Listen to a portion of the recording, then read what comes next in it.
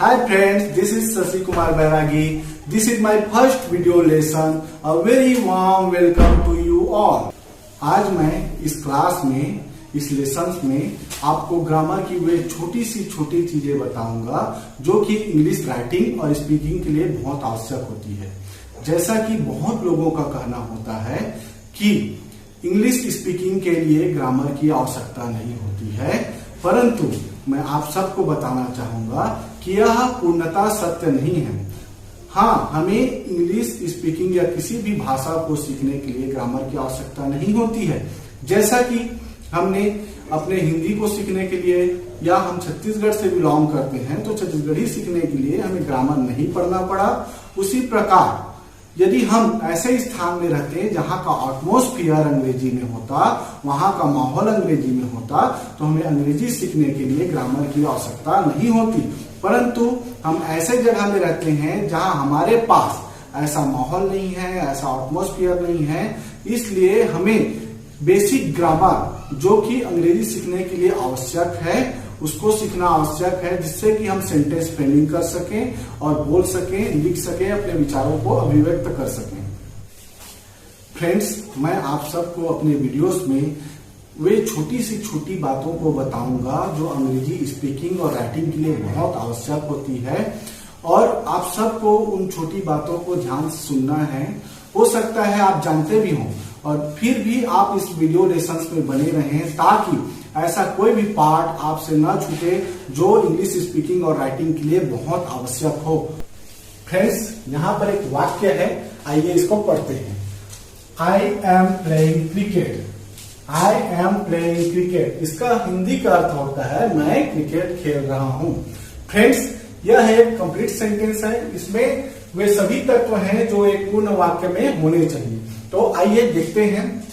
मैं क्रिकेट खेल रहा हूं, तो क्रिकेट खेलने का काम कौन कर रहा है? आई। क्रिकेट खेलने का काम कौन कर रहा है? आई, जिसे हम सब्जेक्ट कहते हैं। क्या कहते हैं? सब्जेक्ट कहते हैं। हिंदी में इसका अर्थ होता है कर्ता, जो कि करने वाला होता है। इसके बाद देखते हैं हमारे पास क्या है? एम।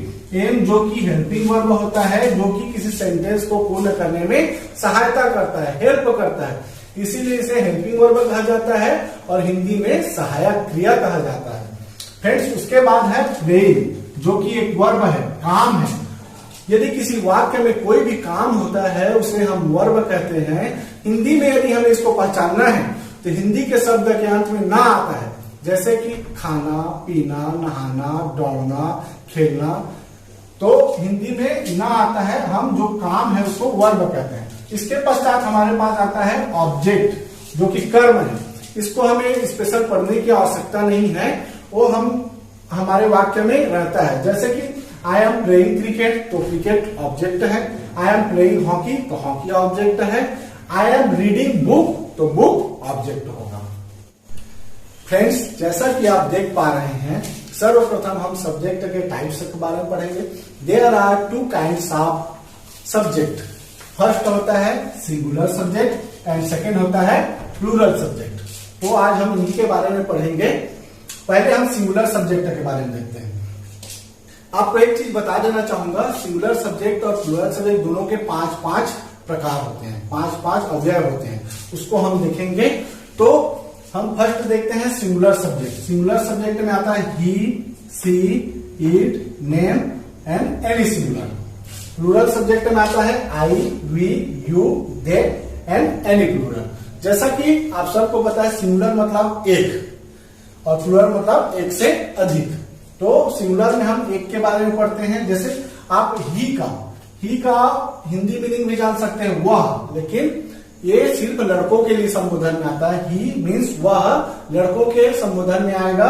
और सी माने भी वह होता है, इसको हम लड़कियों को संबोधन करने के लिए, संबोधित करने के लिए करते हैं।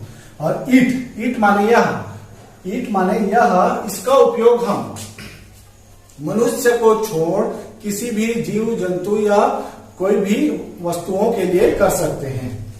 उसके बाद आता है नेम, नाम रोहन, मोहन, विराट, सौरभ, किसी के साथ हम नेम का यूज करके सिंगुलर, एक व्यक्ति परंतु एक नाम होना चाहिए। राम और श्याम बोले तो सिंगुलर सब्जेक्ट ना होगे वो प्लूरल सब्जेक्ट हो जाएगा। और एनी सिंगुलर माने होता है कुछ और, इन सब को छोड़कर उसके बावजूद भी कोई सिंगुलर चीज आता है, जैसा कि बॉय, एक लड़का है बॉय, डॉग, काऊ, तो हम एनी सिंगुलर का यूज करते हैं। अब हम प्लूरल सब्जेक्ट के बारे में जानेंगे। प्लूरल सब्जेक्ट जैसा कि मैंने बताया इसका भी 5 प्रकार होते हैं। आई माने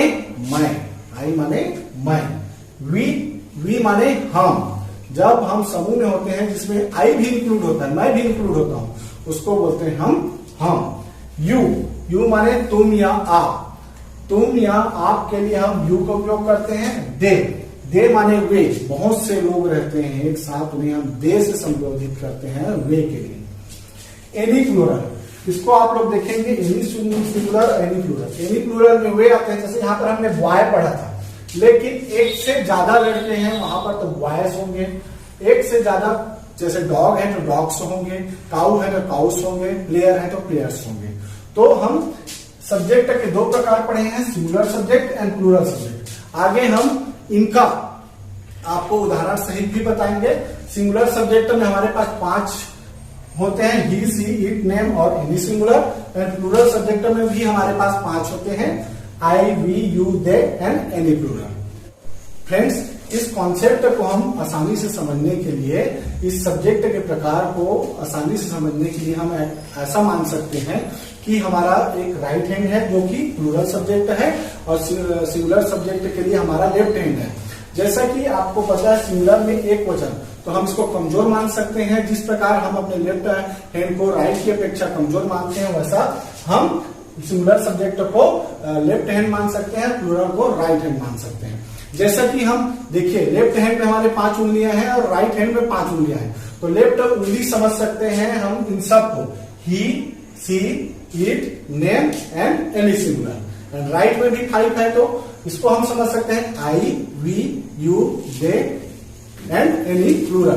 तो आप हमेशा याद करने के लिए अपने हाथों को गिन सकते हैं। आपको याद रहेगा कि आपको सब्जेक्ट के 2 प्रकार होते हैं, सिंगुलर सब्जेक्ट के 5 और प्लूरल के 5। तो हम यहाँ पर देखेंगे सिंगुलर के left hand he, she, it, name, any singular, और प्लूरल के I, we, you, they, any plural. और एक चीज आप लोग को बताना चाहता हूं कि यदि आप इसको अच्छे से याद रखना चाहते हैं तो आप इसका स्क्रीनशॉट लेकर रख सकते हैं, ताकि आप बाद में नोट्स भी कर सकें। फ्रेंड्स, जैसा कि हम सब्जेक्ट के बारे में जान चुके हैं कि सब्जेक्ट 2 प्रकार के होते हैं, singular subject and plural subject. Singular subject में होते हैं he, she, it, name, any singular 5, और प्लूरल सब्जेक्ट में भी होते हैं 5। क्या होते हैं? I, we, you, they and any plural. अब हम हेल्पिंग वर्ब के बारे में पढ़ेंगे, और हेल्पिंग वर्ब के साथ उन सब्जेक्ट का उपयोग कैसे होता है, उन सब्जेक्ट के साथ हम कौन कौन से हेल्पिंग वर्ब का उपयोग करते हैं, इसको पढ़ेंगे। तो सर्वप्रथम हम हेल्पिंग वर्ब का हिंदी अर्थ, जैसा कि मैं आप लोगों को बताया हूं, सहायक क्रिया होता है। सहायक क्रिया जो कि किसी वाक्य को पूर्ण करने में सहायता करता है, हेल्प करता है, इसीलिए इसे हेल्पिंग वर्ब कहा जाता है। तो हम सर्वप्रथम प्रेजेंट के जो सिंपल हेल्पिंग वर्ब होते हैं, इज, एम, आर, उसके बारे में पढ़ेंगे। इज का मतलब होता है, हिंदी अर्थ होता है। इज का अर्थ होता है, जिसका कि उपयोग हम सिंगुलर सब्जेक्ट के साथ करते हैं, जैसे कि he, is, she, is, it, is, name. Name में किसी का नाम आ सकता है, Rohan, is, Ram, is. Any singular means the dog is, the cow is. तो हम सिंगुलर सब्जेक्ट के साथ इज का उपयोग करते हैं। उसके बाद आता है एम। एम का अर्थ होता है हूं। एम का अर्थ होता है हूं। एम का उपयोग केवल आई के साथ होता है। एम का उपयोग केवल आई के साथ होता है। उसके बाद आता है आर। आर माने है। आई को छोड़कर जितने भी बाकी प्लूरल सब्जेक्ट बचते हैं, उनके साथ हम आर का उपयोग करते हैं। यहां देखते हैं, we are, you are, they are, और any plural means Ram and Shyam are, the dogs are, the cows are, the boys are. तो हम आर का उपयोग करते हैं। इस कॉन्सेप्ट को और अच्छे से क्लियर करने के लिए हमने यहाँ पर कुछ एग्जांपल्स लिए हैं, उसमें हम समझने का प्रयास करेंगे कि इसका उपयोग कैसे किया जाता है। चलिए आइए देखते हैं। यहाँ पर लिखा है वह बुद्धिमान है, वह बुद्धिमान है। वह, यहाँ पर देखिए वह बुद्धिमान है में एक चीज क्लियर नहीं हो पा रहा है कि वो लड़का है कि लड़की है। लेकिन आप यहाँ पर यूज ही का भी कर सकते हैं और सी का भी कर सकते हैं, परंतु हमने यहाँ पर ही का उपयोग किया है। तो देखते हैं वह के जगह में ही, और ही के साथ क्या लगता है, इज। ही के साथ लगता है इज, तो ही इज, और बुद्धिमान का इंटेलिजेंट, ही इज इंटेलिजेंट। और इसी का नीचे देखते हैं हम, मैं ईमानदार हूं, मैं ईमानदार हूं। तो मैं का आई और हूं का जैसे ही एम, जो कि आपको पहले भी बताया हूं कि आई के साथ केवल एम का उपयोग हुआ, एम का उपयोग केवल आई के साथ होगा। तो मैं ईमानदार हूं, I am honest, I am honest. अब तीसरा हम एग्जाम्पल देखेंगे, हम भारतीय हैं, हम भारतीय हैं। हम माने वी होता है, और वी क्या है, प्लूरल सब्जेक्ट है, और इसके साथ हेल्पिंग वर्ब होता है, उपयोग किए जाते हैं आर का। तो हम वी के साथ आर का उपयोग करेंगे, तो वी आर भारतीय का इंडियंस, वी आर इंडियन, हम सब क्या हैं, भारतीय हैं। फ्रेंड्स, अब हम पास्ट टेंस में, भूतकाल में इन हेल्पिंग वर्ब का प्रयोग सब्जेक्ट के साथ कैसे करेंगे उसको सीखेंगे। यहाँ पर हमारे पास्ट टेंस में दो शब्द हमारे पास हेल्पिंग वर्ब है, वाज और वर। वाज का हिंदी मीनिंग होता है था, और वर का होता है थे। आपको एक चीज यहाँ पर समझना है, जो WERE है, जिसको हम वर बोल रहे हैं, उसको बहुत से लोग गलत प्रोनाउंसिएशन करते हैं, उसको वेयर पढ़ते हैं, जबकि इसका प्रोनाउंसिएशन होता है वर। एक चीज समझना है, यहाँ पर वाज जो था है, उसका उपयोग हम एक व्यक्ति या वस्तु के साथ करेंगे, एक के साथ, और एक से अधिक है तो हम वहां पर उपयोग करेंगे वर हेल्पिंग वर्ब का उपयोग करेंगे। अब यहाँ पर देखते हैं, वाज के साथ जितने भी सिंगुलर सब्जेक्ट थे, ही, सी, इट, नेम, यानी सिंगुलर, उनके साथ साथ हम यहाँ पर आई का भी उपयोग करेंगे। आई भी यहाँ पर सिंगुलर सब्जेक्ट के रूप में कार्य करता है, और उसके साथ हम आई के साथ वाज का उपयोग करेंगे। I, was, he, was, she, was, it, was. और वर के साथ आई के छोड़कर जितने भी प्लूरल सब्जेक्ट थे उनका उपयोग करेंगे। वर के साथ वी, वर, यू, वर, दे, वर। तो हम ऐसा उपयोग करेंगे, इसको आप सबको समझना है। देखिए, इस कॉन्सेप्ट को क्लियर करने के लिए हम फिर वही जो हम एग्जाम्पल लिए थे उनके साथ इनका प्रयोग करके देखेंगे। चलिए एग्जाम्पल देखते हैं। वह बुद्धिमान था, इससे पहले हमने लिया था वह बुद्धिमान है, तो उस टाइम हमें क्लियर नहीं हो पा रहा था कि वह लड़का है कि लड़की, लेकिन इस सेंटेंस में वह बुद्धिमान था, तो यहाँ पर क्लियर है कि यह लड़का है। यदि लड़की रहती तो वह बुद्धिमान थी हो जाता, यहाँ पर था है, तो हम उपयोग करेंगे ही का। ही, वह के जगह में ही, और ही के साथ जैसा कि हमने बताया वाज का उपयोग होता है। He was intelligent, he was intelligent. मैं ईमानदार था, मैं ईमानदार था। तो मैं का जैसे आई का भी हम वाज का उपयोग करेंगे आई के साथ, तो I was honest, I was honest. हम भारतीय थे, हम भारतीय थे। हम जो कि प्लूरल सब्जेक्ट है, इसके साथ हम वर का उपयोग करते हैं, वी वर। तो we were Indians, we were Indians. Friends, future tense में हम विल बी का प्रयोग सभी सब्जेक्ट के साथ देखेंगे। दोस्तों, फ्यूचर टेंस में विल बी एकमात्र हेल्पिंग वर्ब होता है, जिसका अर्थ होता है होगा, होगी, होंगे। परंतु एक बात ध्यान देने योग्य है कि यहाँ पर विल के साथ बी भी लगा है, जो कि बी स्वयं एक वर्ब है, जिसका अर्थ होता है बनना। बी का अर्थ होता है बनना। तो हम इसका अर्थ होगा, होगी, होंगे ही नहीं समझेंगे, हमें यह भी समझना है कि विल बी का अर्थ बनेगा, बनेगी या बनेंगे भी होता है। और यहाँ पर हम जैसे लिखते हैं विद ऑल सब्जेक्ट, तो आपको ध्यान रखना है हमें विल बी का प्रयोग सभी सब्जेक्ट के साथ करना है, सिंगुलर सब्जेक्ट के साथ, प्लूरल सब्जेक्ट के साथ, किसी के साथ भी हम कर सकते हैं। तो इस कॉन्सेप्ट को और अच्छे से समझने के लिए आइए हम कुछ उदाहरण देखते हैं और समझने का प्रयास करते हैं। मैं बुद्धिमान बनूंगा। हो सकता है मैं अभी बुद्धिमान नहीं हूं, लेकिन इन फ्यूचर मैं जरूर बुद्धिमान बनूंगा।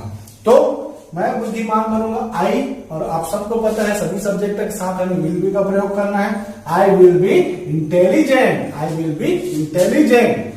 वह स्वस्थ होगी, वह स्वस्थ होगी। She will be healthy, she will be healthy. हम सफल होंगे, हम सफल होंगे। We will be successful, we will be successful.